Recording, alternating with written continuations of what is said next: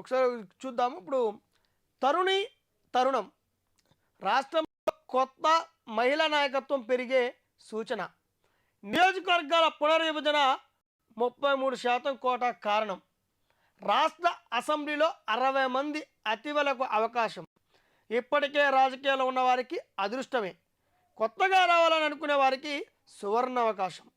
సతీమణులు, కుమార్తెలు, కోడలను రంగంలోకి దించడానికి ఇప్పటికే పావులు కదుపుతున్న నేతలు. ఇక మనకు తెలిసిందే, కేంద్రం ఒక సంచలనాత్మక నిర్ణయం తీసుకోబోతుంది. అది కూడా నియోజకవర్గాల పునర్విభజన కాబోతుంది.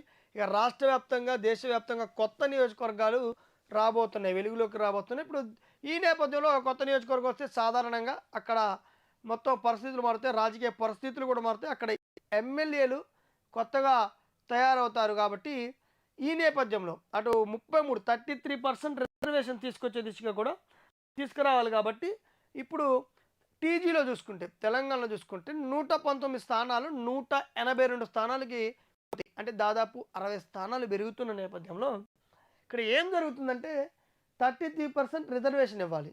అంటే 33%, 100కి 33 మందికి మహిళా మనులకు అవకాశం ఇవ్వాలి.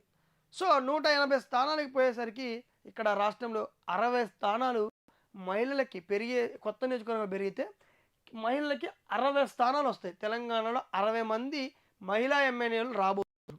సో ఈ మహిళా ఎమ్మెల్యేలు రాబోయే నేపథ్యంలోనే ఇప్పటికీ రాజకీయాలు ఉన్న ఇక మహిళలకి ఎంతో అదృష్టం కలిసి వచ్చినట్టే. వారికి ఆ స్థానాల్లో వాళ్ళే పోటీ చేయాలి, మగవారికి అవకాశం ఉండదు కాబట్టి వారికి అదృష్టం కలిసి వస్తుంది.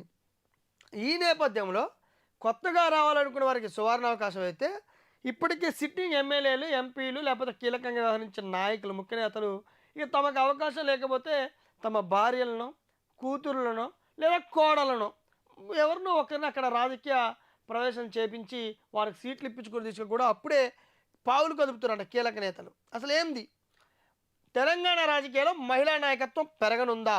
అసెంబ్లీ 3/4కు పైగా మహిళలతోనే నిండనుందా? ఇందుకు అనుగుణంగానే రాబోయే ఎన్నికలు తమ కుటుంబ సభ్యులు బరిలోకి దింపేందుకు ఎమ్మెల్యేలు, ఎంపీలు పావులు కదుపుతున్నారా? ఈ ప్రశ్నకు అవునని అంటున్నాయి రాజకీయ వర్గాలు. నియోజకవర్గాల పునర్విభజన జరిగితే తెలంగాణ శాసనసభ స్థానాల సంఖ్య 179కి, లోక్సభ స్థానాల సంఖ్య 26కు పెరగవచ్చని ఇప్పటికే కథనాలు వచ్చాయి. 179 నుంచి 182 కూడా పెరిగే అవకాశం ఉంది. ఎందుకంటే ఈక్వలైజేషన్ ప్రకారము ఇక్కడ 26 లోక్సభ స్థానాలు పెరిగితే లోక్సభకు 7 స్థానాలు ఉండాలి. కాబట్టి మినిమం ఉండేటట్టు చూసుకుంటే, దిశగా చూసుకుంటే ఒక్కొక్క లోక్సభకి 7 నియోజకవర్గాలు ఉండే దిశగా చూసుకున్నప్పుడైతే 182 స్థానాలు కూడా చేరుకునే అవకాశం, 179 నుంచి 182 అసెంబ్లీ నియోజకవర్గ స్థానాలు పెరిగే అవకాశం ఉంది. ఇక దీంతోపాటు చట్టసభల్లో మహిళలకు 33% రిజర్వేషన్లు కూడా అమలు చేస్తే దాదాపు 60 మంది మహిళలకు శాసనసభలో అడుగుపెట్టే అవకాశం దక్కనుంది. ఇక ప్రస్తుత శాసనసభలో 2 మంత్రులు సహా 10 మంది మహిళలు మాత్రమే ఉన్నారు. ఇది మొత్తం సభ్యుల సంఖ్యలో కేవలం 8%. ఇక లోక్సభలో 8 మంది మహిళలకు అవకాశం దక్కనుంది. వెరసి ఇప్పటికే ఉన్న 10 మంది తోడు మరో 60 మంది వరకు లోక్సభలో ప్రాతినిధ్యం వహించే అవకాశం ఉంది. ఇక సిట్టింగ్ స్థానాల్లో ఉన్న మహిళలు 10 మంది వాళ్ళు ఆటోమేటిక్గా మళ్ళీ పోటీ చేస్తే వారితో పాటు 33%, 33% రిజర్వేషన్ వస్తే ఇంకో 60 మంది ఆడైతే దాదాపు 70 మంది మహిళలే, అంటే మహిళలే ఇక్కడ ఎమ్మెల్యేలుగా అసెంబ్లీలో ఉండే అవకాశం ఉంది.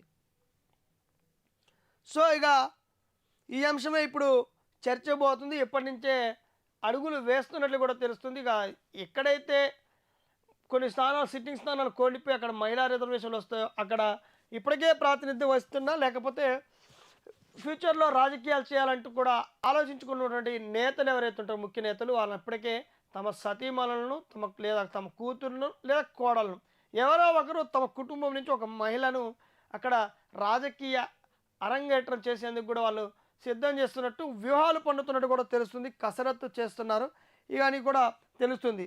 మొత్తానికి అసెంబ్లీ కనుక పునర్విభజన కనుక జరిగితే తెలంగాణలో 179 నుంచి 182 స్థానాలకు చేరితే దాదాపు 60 నుంచి 70 మంది ఇక్కడ మహిళలే ప్రాతినిధ్యం వహించే అవకాశం ఉంది. ఇది మహిళా మనులకు మాత్రం సువర్ణ అవకాశం అని చెప్పొచ్చు. ఒక కొత్తగా ఆశగా ఎదురు చూస్తున్న, రాజకీయాలకు రావాలనుకుంటున్న మన ఆడపడుచులకు అందరికి కూడా ఇదొక అవకాశం అని చెప్పొచ్చు. సరే చూడాలి అసెంబ్లీ అవకాశాలు పెరిగితే మాత్రం ఎట్లా ముందుకు పోతారు, ఎంతమంది మహిళలు స్వతంత్రంగా పోటీ చేస్తారు, లేకపోతే వాళ్ళు పోటీ చేసి కూడా భర్తలే పెత్తనం చేస్తారు అనేది కూడా చూడాలి. ఇక వీటికి సంబంధించి